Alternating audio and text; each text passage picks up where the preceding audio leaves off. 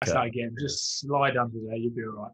To be fair to Ryan, right? So just a slight handbrake. Stephen Jones wrote an article, you probably saw it in Sunday Times back in April, headline about you. I'm going to read it. I know it's not very nice, but I'm going to read it. But there is some nice stuff about why we're bringing this up, not just some thing that we're just bringing up to be shitty. He wrote, lightweight Hamish Watson is no match for the Springboks. Scotland flanker may be the best in the Six Nations, but he shouldn't be on the Lions tour. And when we brought that up with Ryan, this is a nice bit now, he got pretty worked up about it, genuinely. He said it was a ridiculous headline, obviously just total bullshit. He talked up your game better than probably your mum, anyone in your family would talk it up. He genuinely, and suddenly we thought it was like a paid advert. What was your... Is this when you sent a message saying, thank me later? Yeah, yeah, that was it, yeah. Sorry, this, Stephen Jones, to be fair, when I saw a lot of stuff coming through on my social media and stuff, and I thought, obviously I have no idea who Stephen Jones is. I thought it was like the old Welsh 10 bad-mouthing me, and I was like, that's just weird from another rugby player. So I don't really care about his opinion, to be honest, but it's what he's done his job because he's a journalist, and it's what it's blown into. Because I think anyone who's played me on the field without being an arse, anyone who's played me on the field, anyone who knows me and sees the stuff in the gym and all that sort of garbage, I think people know it is a load of rubbish. So it's just funny how stuff like that, he's done his job because it did suddenly spiral into, stuff like this and people having debates on podcasts, and that's him well played, I guess. But do I care about his opinion? Not really. Have you ever had that before from press or selectors? I mean, I guess I've had it my whole career in a way that, people say, or definitely when I was younger, under 18s, under 19s, you're too small to be a forward, too small to be a 7. But, I've been in the game for 10 years now. So, it's a bit of a random one to come out of nowhere there. And I guess for a guy like him, who's a journalist and never actually played the game, he has not played the game, has he? I don't want to be disrespectful, but I guess, but I suppose for him, it makes sense. You see these big South Africans, 40 kilos, 30 kilos heavier, and you probably just think in your head, you need to pick heavy players. But as we know, all as rugby players, it doesn't work just on weight. You know what I mean? It's all about power output. It's about everything.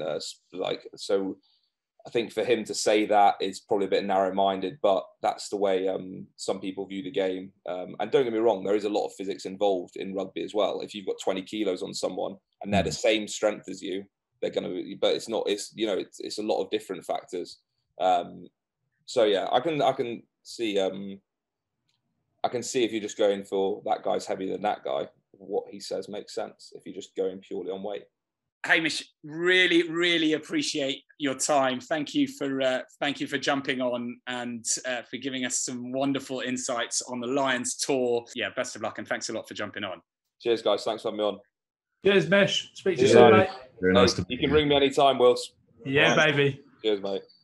So we've got a brand new section for the season where Max is going to be using all his verbal dexterity and waxing lyrical and being the Bard of Bristol as he is, and describing an extract from a legend's autobiography. And Ryan's job is to guess who that legend is. Take it away, Max.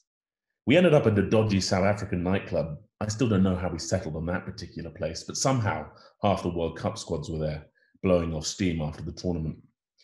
South Africa was still a pretty divided country racially in some scenarios.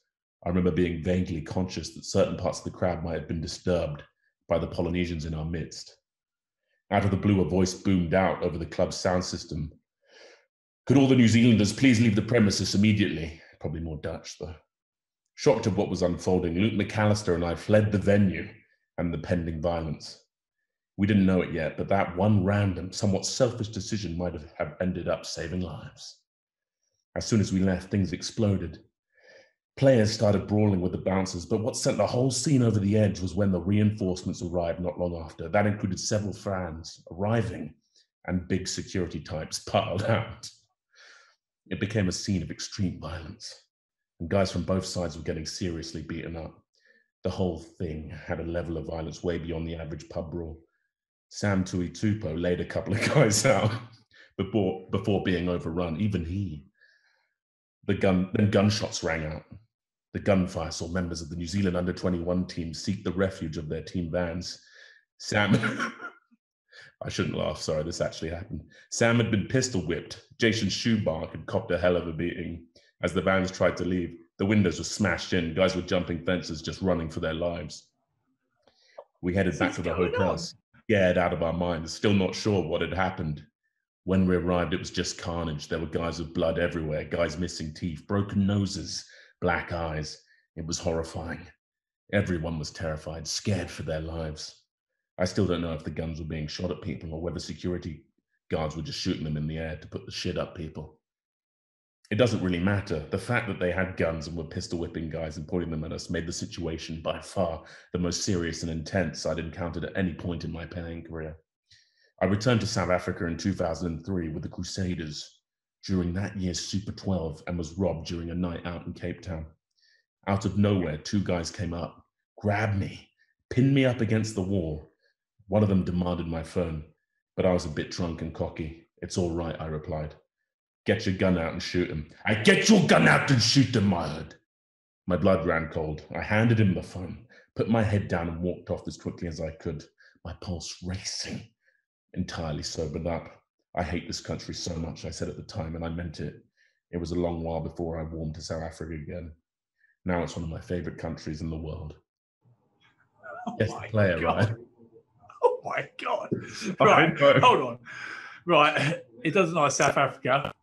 That's one. He's obviously played 20s for the Kiwis. I'm guessing Zach Guilford, if he played for Crusaders. No, a peer of his. They've definitely played together. Think.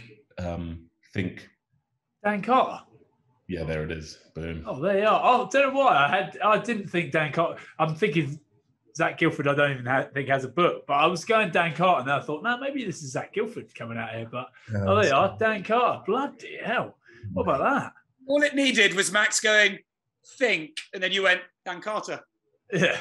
To be fair, I've toured South Africa and we've been in a bar and it's all kicked off and some bloke's gone, I'm going to give my gun. It's just like, and everyone's like, we better go. We better get out of here. So, yeah, bloody hell, there you are.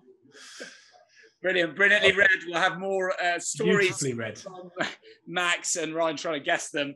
But that's probably all the time we've got left for now. Guys, thank you so much. That's it from all of us. Thanks to Hamish Watson, to Max Leif and Ryan Wilson, of course, and to all of you for listening. Make sure you like, share and subscribe to the show wherever you're enjoying it from. Check us out on YouTube as well. We'll see you all next week.